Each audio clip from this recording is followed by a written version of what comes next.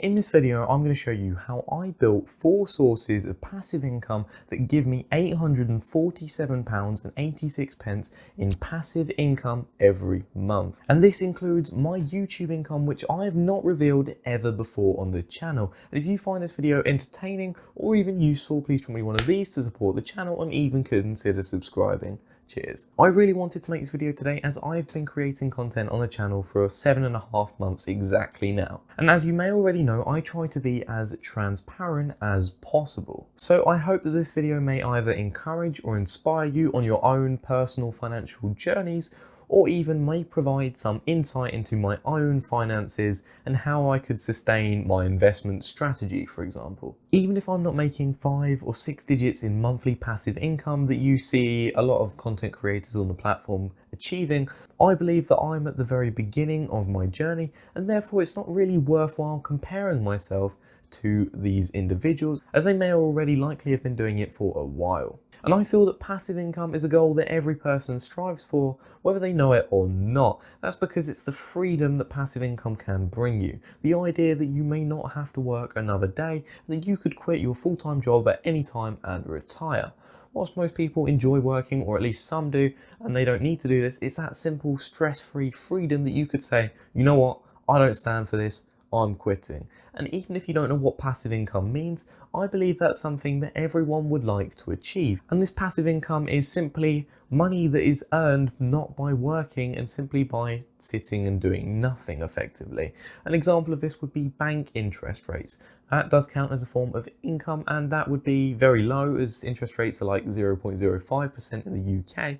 But furthermore, you could also have a rental property which yields you 5% per year, and there's a nice tidy amount of cash flow coming towards you that's likely paying off the mortgage and also giving you a little bit extra on top. Before revealing my income streams, I would actually like to expose my current working income, and I feel that's important so that we have a comparison and a scale.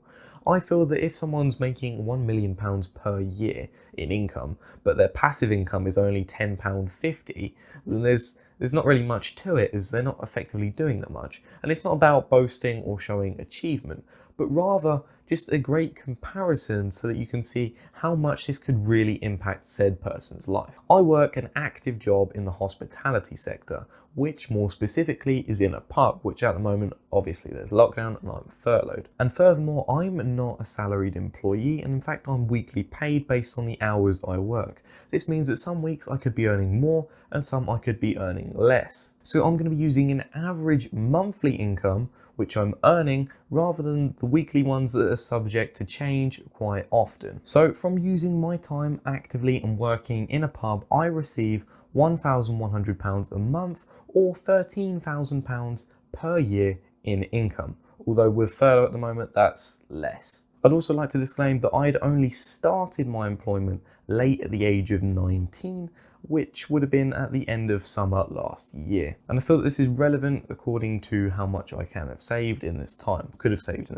Okay, so on to the first income stream, which are my investments in the stock market. I'd like to quickly disclaim that despite making capital gains on my investments, this is not something that I plan to withdraw, and that's because I want to see the benefit of long-term compounding growth in a portfolio. So whilst yes, if I sold my investments, I could receive that amount in cash, I do not want to do this, so that hopefully in the future they'll be worth a lot more than they are now. Whilst I have a figure of my monthly capital gains, I've decided to use an average. That's because the stock market is very volatile at the moment, and simply put, this could mean that I have overinflated metrics, which might say, well, this month I could have made, for example, £1,000, but the month before I could have lost 1,500. And overall, since the start of my investment journey, which is in April, and in fact it's all documented on the channel, so I'm going to leave my UK investing playlist at the top right of the video for you, which goes from the very beginning and shows everything I've done with this money.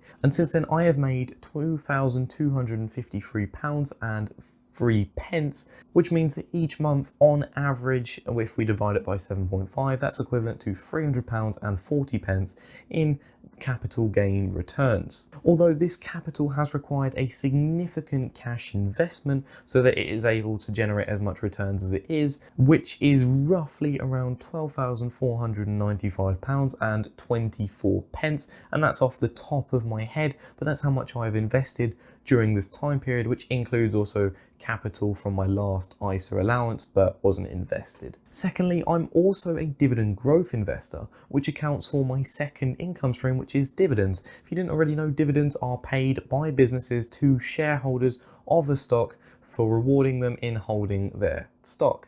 And this is typically done biannually, 2 times a year in the UK, or even in the US quarterly. A majority of my stocks are biannually, unfortunately, with the exception of Games Workshop, which means that on paper I don't have monthly dividend income, but rather I will have dividend payments scattered throughout the year that I can average and therefore budget if I wanted to spend this and use that. I should also note that my dividend or my portfolio dividend yield is 0.75%. This means that I would have to have a lot of capital invested to really get a sustainable dividend income. So I'm going to be using once more an average dividend income for this. Whilst in the last month, I received £15 of dividend income from Games Workshop. In total, over the last 7.5 months, I've earned £75.40, which gives me an average passive income stream of £10.05 every single month. And actually, I feel that this area has the most potential for growth. Simply put, as I'm putting more money in cash into it, I expect it will compound combined with my investments, which are all growing their dividends at faster than the average market rates. And therefore, I feel that over the longer term, this will certainly be something I will have that's much more developed, and it's literally my investment goal. I would like this to be my vehicle in which I am developing my wealth, and therefore you then use that passive income to live off of in retirement. And if you sign up to Trading 212 using my link in the description down below, you can get a free share worth up to £100 when you deposit just £1. And this smoothly transitions me onto the third income stream. I don't know what hand gesture I was trying to do there, but this is affiliate marketing. More specifically, this is the act of referring you, the viewer, to signing up to a broker or a platform or a product to purchase, and I would then receive a commission from it. In the case of Trading 212, I would also receive a free share worth up to £100.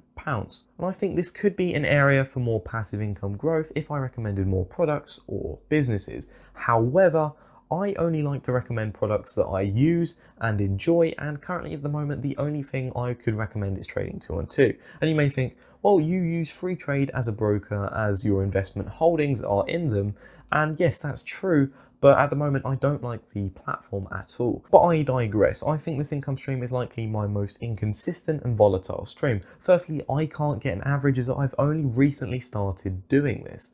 Furthermore, this depends on a few different factors. This depends on how well I market the product, how much visibility this gets. So my YouTube channel could suddenly get a lot less views, and therefore, since recommending the links in a YouTube video, it might mean I then get less exposure. But it also depends on the value of the free share, which is completely random.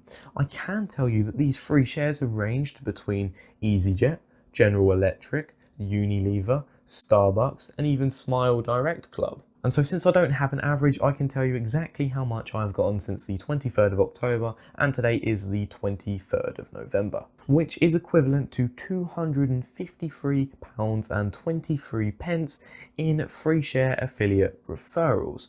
Although what I've done with this money is I've immediately sold out of these free shares and put it all in Boohoo.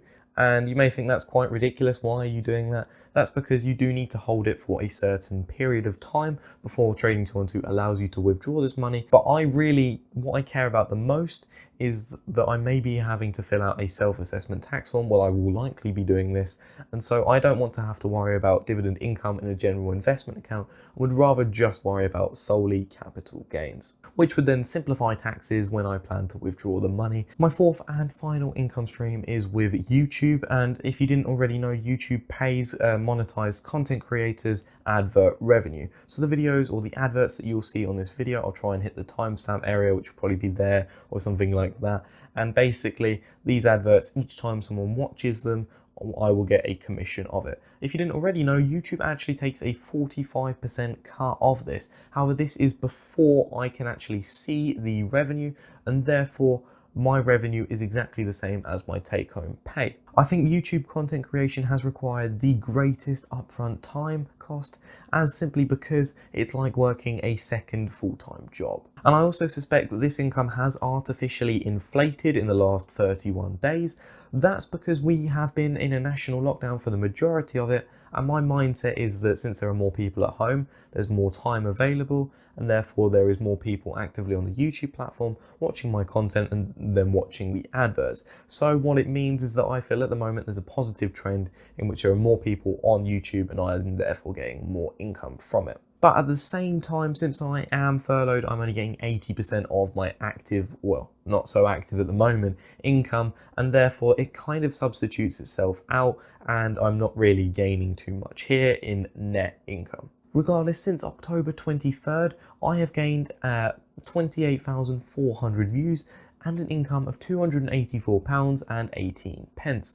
However, before continuing, you should also realise that if you look at the graph on the screen, that the last day has not been registered. That day was a Sunday, and usually there is a delay in earnings reports, and I probably won't see this until the day that this is uploaded. But if we look at the last week before, I had earned £15.55 on the previous Sunday. So how I feel is that likely this will repeat, if not a little bit more, a little bit less, and therefore feel that in total I'll be sitting around 300 for the last 31 days. Overall, I'm really impressed at how far the channel has come in this time period, and the fact that it's even monetized in such a short time, since it was only April when I started. Obviously, I would hope that this trend continues, and then I'm slowly starting to build the channel further, or our community grows, and obviously I earn more in income. But ultimately, I enjoy content creation and I enjoy investments and finance. And so even if I started earning less, I would be happy to continue.